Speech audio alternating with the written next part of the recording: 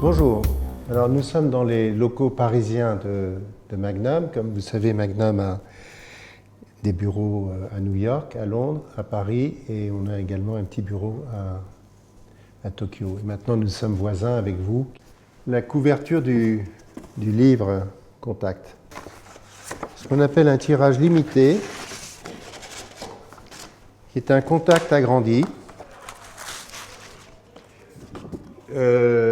d'images de mai 68. Et cette photo, actuellement, elle est exposée à ICP à New York, au Centre international de photographie à New York, un panneau qui est grand comme ce mur, c'est-à-dire de 2 mètres sur 5.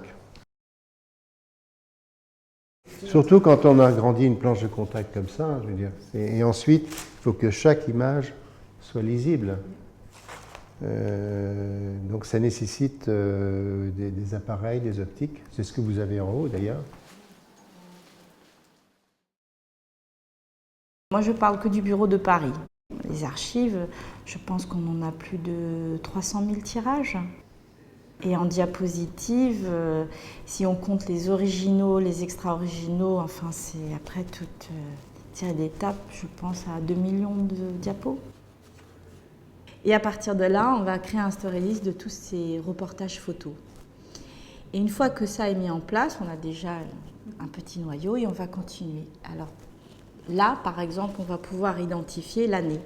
Et c'est ce qui va nous permettre de pouvoir retrouver exactement le négatif directement sur planche contact et sur la bande de négatif. Ça facilite après tout le travail. Mais avant d'amorcer tout ça, il faut construire le squelette de chaque photographe qui est la story list.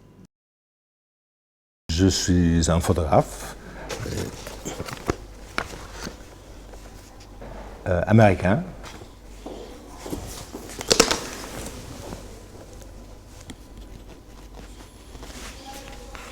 Super.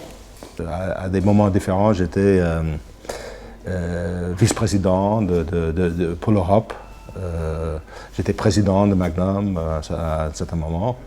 Et maintenant, je suis redevenu vice-président pour l'Europe. Magnum a été créé en 1947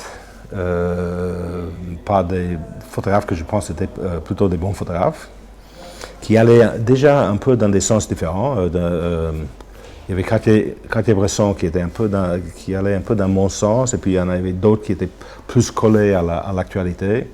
Il nous reste tout cet héritage de tirage qu'on cherche à préserver, à exploiter, mettre à l'abri, etc. Et on ne va pas le laisser dans des boîtes.